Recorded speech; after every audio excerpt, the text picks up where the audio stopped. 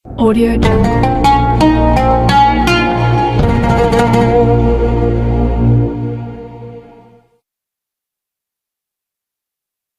Assalamualaikum warahmatullahi wabarakatuh. Kami dari kelompok 14 akan menjelaskan tentang Nahdlatul Ulama, Muhammadiyah dan juga Persis, yang beranggotakan saya Eva Khotimatul Zakia dan juga Dewi Friska Saputri.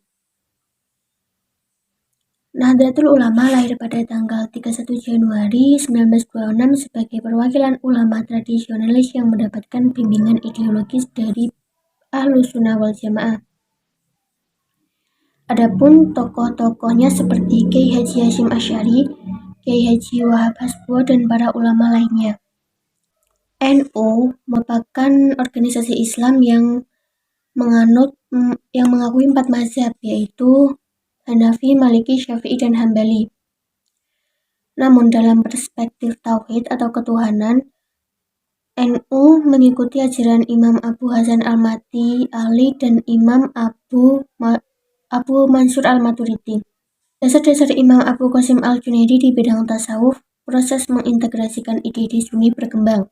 Cara berpikir Sunni di bidang ketuhanan bersifat eklektik, pendapat bahwa pelaku adalah kufur dan hanya keyakinan yang masih tersisa atau biasa disebut fasik.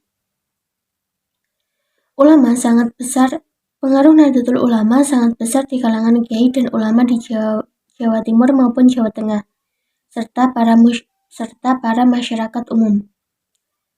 Nahdlatul Ulama mulai perumusan pada tahun 1927, di mana organisasi tersebut bertujuan untuk memperkuat kesetiaan Islam kepada salah satu dari 4 mazhab dan untuk melaksanakan kegiatan yang bermanfaat bagi para anggotanya sesuai dengan ajaran Islam.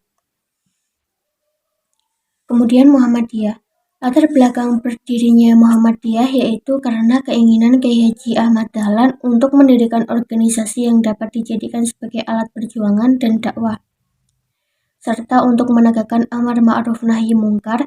Adapun faktor internal dari organisasi ini yaitu berasal dari dalam diri umat Islam sendiri yang tercermin dalam 2 hal, yaitu sikap beragama dan sistem pendidikan Islam.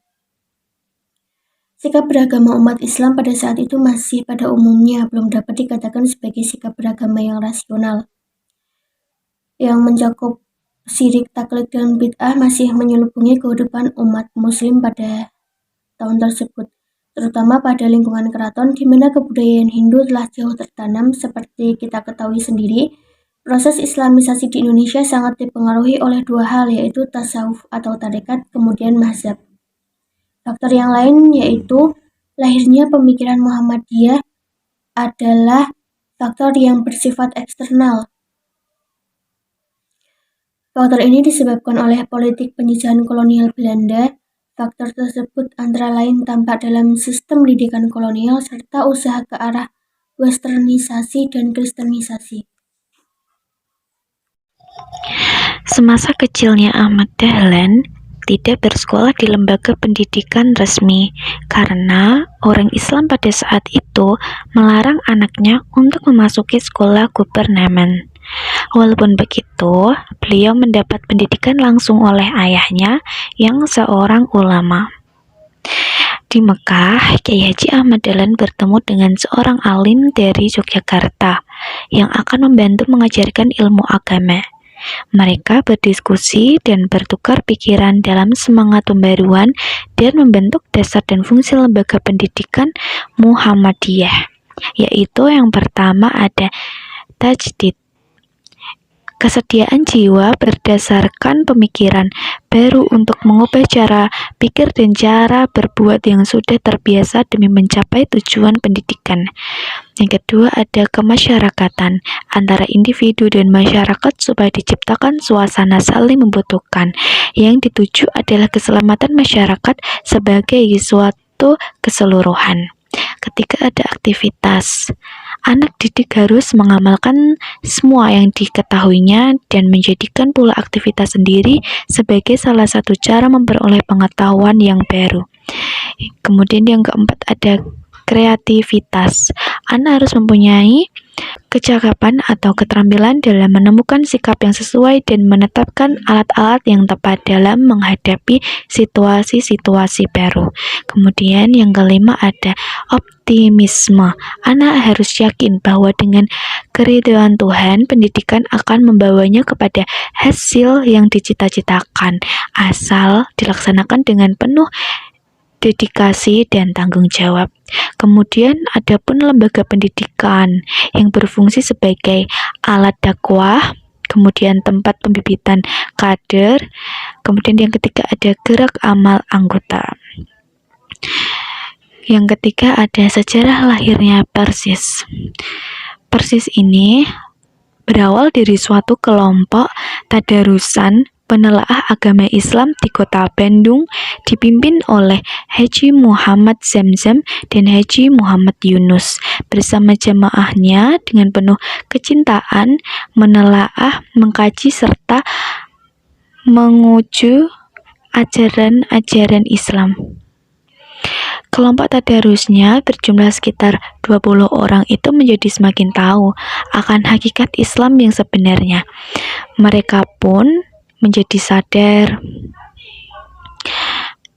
bahwa keterbelakangan kewujudan, penutupan ijtihad, takdid, buta, dan serangkaian bid'ah.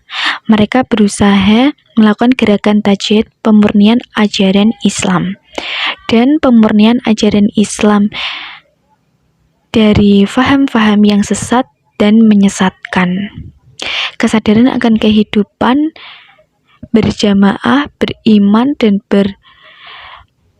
berimarah dalam menyebarkan syariat Islam menimbulkan semangat kelompok tadarusan ini untuk mendirikan sebuah organisasi baru dengan ciri dan karakteristik yang khas.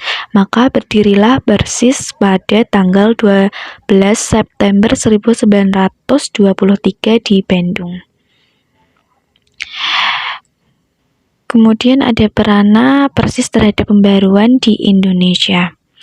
Perjalanan panjang sebuah organisasi sejak awal berdirinya hingga sekarang ini tidak terlepas dari dinamika sosio-kultural masyarakat dan perilaku politik di mana organisasi itu tumbuh dan berkembang. Persis pada periode awal di bawah pimpinan Muhammad Zamzam, Muhammad Yunus, Al-Hasan, dan Muhammad Natsir menghadapi tantangan yang berat dalam menyebarkan ide-ide dan pemikirannya. Di samping masyarakat yang jumud, juga menghadapi kolonial Belanda dan kemudian Jepang menjelang kemerdekaan, Persis mulai tertarik dengan masalah-masalah politik. Menurut Persis bahwa kembali pada Al-Quran dan As-Sunnah itu bukan hanya terbatas dalam akidah dan ibadah, tetapi lebih luas daripada itu. Untuk itu termasuk berjuang dalam politik, memenangkan ideologi Islam. Kiai Haji Abdul Rahman lebih mengorientasikan Persis sebagai organisasi agama, sebab ia mengambil pola kepemimpinan ulama, bukan politik kader. Pada masa kepemimpinan Kiai Haji Abdul Rahman inilah Persis kembali pada garis perjuangannya, sehingga tidak salah kalau Dadan Wildan mengatakan bahwa Kiai Haji Abdul Rahman sebagai penegak kitab Persis. Dari pergerakan yang dilakukan oleh Persis melalui tokoh-tokoh pentingnya, walaupun dalam sejarahnya mereka berbeda, namun tak dapat dinafikan bahwa Persis merupakan salah satu organisasi yang mempunyai peranan penting dalam pembaruan di Indonesia. Sekian yang dapat saya sampaikan. Wassalamualaikum warahmatullahi wabarakatuh.